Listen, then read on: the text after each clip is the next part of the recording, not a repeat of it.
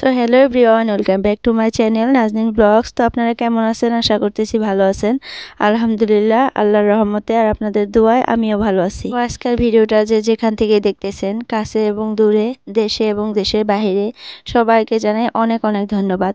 আর যদি ভিডিওটা ভালো লাগে প্লিজ একটা লাইক করবেন আর সুন্দর করে একটা কমেন্ট করবেন, কারণ আপনাদের কমেন্টগুলো পড়তে আমার খুবই ভালো লাগে। তো আজকে আমি কয়েকটা কমেন্ট পড়বো এই ভিডিওতে লাস্টে, তো দেখে নেবেন কে কিরকম ভিডিও মানে কমেন্ট করছে। প্রত্যেক দিনের মতো আজও আমার সংসারের কাজকর্ম আপনাদের সাথে শেয়ার করার জন্য আসলাম। তো সকালে উঠেই নাস্তা পানি করে নিছি। আজকাল ব্রেকফাস্টের ভিডিও টিডিও করিনি। প্রত্যেকদিন দেখবেন একই ভিডিও করতে ভালোই লাগে না। আমার মনে হয় আমার ভিউয়ার্সরা প্রত্যেকদিন একই ভিডিও দেখে বিরক্ত লেগে যেতেছে, তাই আমি একদিন একটা ভিডিও করার জন্য চেষ্টা করি। তো আজ আমি কিভাবে সংসারে সব কাজ করি সেগুলো আপনাদের সাথে শেয়ার করব। বিছানা গুছাই, তারপরে আমার বেডরুমটা কিভাবে গুছাই, কিচেন কিভাবে পরিষ্কার করি, সেই কাজগুলো আপনাদের সাথে শেয়ার করব একটু একটু করে। তো এখন বাজে ঘড়িতে 9টা। আমার হাজবেন্ডও চা খেয়ে দোকানে চলে গেছে, ছেলেকে স্কুলে পাঠিয়ে দিছি। তো এখন আমি বিছানা টিছানা একটু পরিষ্কার করে গুছিয়ে নিব, আর আমার মেয়েকে একজনের কাছে রেখে আসছি। তো এখন ঝটপট করে বিছানা বেডরুমটা গুছিয়ে নেই, তারপরে কিচেনে যাব রান্না বাড়া করার জন্য। তো সেটাও আপনাদের সাথে শেয়ার করব। আজকে দুপুরের জন্য বানাবো চিকেন, আলু দিয়ে কষা করব আর বেগুন চপ করব। তো সেটাই করব। তো রুম টুম গোছানো একদম কমপ্লিট হয়ে গেছে। এখন আমি ঘরটা ভালো করে ঝাড়ু দিয়ে নিতেছি। আর ঘর ঝাড়ু দেওয়া কিন্তু আপনাদের সাথে কোনোদিনও শেয়ার করি না, যেহেতু আমার ঘরটা একদম পুরনো ঘর। তো ঘরটা কেমন যেন ফেটে গেছে, দেখেন পাকা। তো কি আর করব, কতদিন থাকতেই লাগবে এই বাড়িটাতে। তো তারপর তো নতুন বাড়ি হইতেছে আলহামদুলিল্লাহ আপনাদের দোয়ায় আর আল্লাহর অশেষ রহমতে। তো সেই বাড়িতে গিয়েও আপনাদের সাথে কিন্তু ভিডিও শেয়ার করব খুব সুন্দর সুন্দর। তো সেই ভিডিওগুলোর জন্য এখন থেকেই আমার ভিডিওগুলো দেখে রাখবেন। তো আমার ভিডিওগুলো যদি ভালো লাগে চ্যানেলটা সাবস্ক্রাইব করে রাখবেন আর নোটিফিকেশনটা অল করে রাখবেন, কারণ আমি যখনই ভিডিও আপলোড করব তখনই আপনার মোবাইলে নোটিফিকেশন যাবে আর আমার ভিডিওগুলো আপনি দেখতে পারবেন। তো দুপুরের জন্য রান্নাবান্নার আয়োজন করে নিলাম, সব কিছু কেটে বাটা ঘষা সব কিছু করে নিয়ে আসছি। পেঁয়াজ কাটছি, আদা রসুন, মাংস, আলু সব কিছু কেটে নিয়ে আসছি। তো চিকেনটা আজকে কষা করব।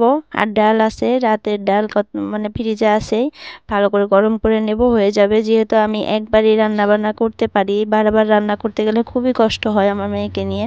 তো আগে এরকম করে খেতাম না, একবার রান্না করে একবারই খেতাম, এখন পারি না তো তার জন্যে তো আলুগুলো আগে ভালো করে ভেজে নিলাম, তারপর সোমবার দিয়ে দিতেছি। একবারে মশলা ভালো করে কষিয়ে একদম চিকেনটা বানিয়ে নেব। তো কালকে না 2-3 দিন আগে একজন আপু আমাকে কমেন্ট করছিল যে আপু, তোমার 2টা বাচ্চা নিয়ে কাজ করতে খুবই কষ্ট হয় তাই না? হ্যাঁ বোন, আমার 2টা বাচ্চা নিয়ে কাজ করতে খুবই কষ্ট হয়। আপনার কমেন্টটা দেখে আমার একটু ভালো লাগছে, যে যাই হোক আমার কষ্টটাকেও দেখে বুঝতে পারছে। তো আপু আমার থেকেও বহুত কষ্ট করে মানুষ কাজ করে খায়। তো আমি সেটা ভেবে আলহামদুলিল্লাহ যে আমার অতটাও কষ্ট হয় না। সংসারের কাজকর্ম তো করতেই লাগবে, এই কাজকর্ম করে না খাইলে কি করে খাবো বলেন? চাকরিও তো আর করি না, তো হাউস ওয়াইফ যেহেতু ঘরের কাজকর্ম একটু কষ্ট করে নিই। তো আরও কত মানুষ আছে দেখবেন কত কষ্ট করে কাজ করে, তাই না? তো আমরা তো 2টা বেবি সামলিয়ে সংসারে রান্না বান্না আর টুকটাক কাজকর্ম করি, সেগুলো আপনাদের সাথে শেয়ার করি। তো আপনার দেখে হয়তো মনে হয়েছে যে আমার 2টা বেবি নিয়ে একটু কষ্ট করে কাজ করি। হ্যাঁ, একটু কি বহুত কষ্ট করি আমি, কষ্ট করে রান্না বান্নাগুলো করি। সকালে উঠে যেহেতু আমি রান্না বান্না স্টার্ট করে দিই, তো সকালে 1-1.5 ঘন্টা আমার এমন এত কষ্ট হয়, সেটা আর আপনাদের সাথে বলে শেয়ার করতে পারবো না। তো তারপর কিন্তু আমি সারাদিন একটু ভালোই থাকি, বসে থাকি মেয়েকে নিয়ে, কিন্তু সকাল টাইমটা আমার খুবই কষ্ট হয়। তো এই যে ফ্রকটা যে দেখতেছেন, এটা কিন্তু আমি নিজে হাতে বানাইছি। কেমন লাগছে অবশ্যই কমেন্টে জানাবেন। আমি এই কাজগুলো আগে থেকে করতে ভালোবাসি, কিছুদিন নিউ বানাবো, কিছু করব।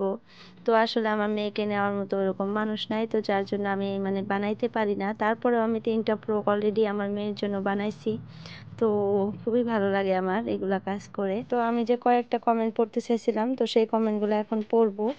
তো মিস কিচেন থেকে কমেন্ট করছে, আপু খুব ভালো লাগলো তোমার এত সুন্দর ব্লগটা দেখে এবং অনেক কিছু শিখলাম, ভালো থেকো বোন। থ্যাংক ইউ আপু, খুব সুন্দর একটা কমেন্ট করছেন। রোজা আপু বলছে, আপু তোমার ভিডিওগুলো খুবই ভালো লাগে, এগিয়ে যাও। থ্যাংক ইউ আপু। দুবিদাস ড্রিম থেকে আপু বলছে, আপু 2 বাচ্চা নিয়ে খুব কষ্ট হয় তাই না?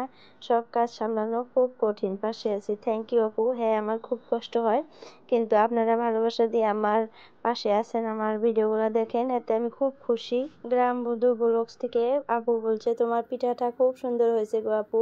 থ্যাংক ইউ আপু। আমি সেদিন পিঠার একটা রেসিপি দিয়েছিলাম, তো আপু বলছে খুব সুন্দর হয়েছে। থ্যাংক ইউ সো মাচ আপু আমার ভিডিও দেখার জন্য। সুইটি লাইফস্টাইল থেকে বলছে আপু অনেক সুন্দর হয়েছে, ভালোবাসা দিয়ে শুরু করলাম আপু। থ্যাংক ইউ সো মাচ আপু আমার ভিডিও দেখার জন্য। তো আজকের জন্য এতটুকুই।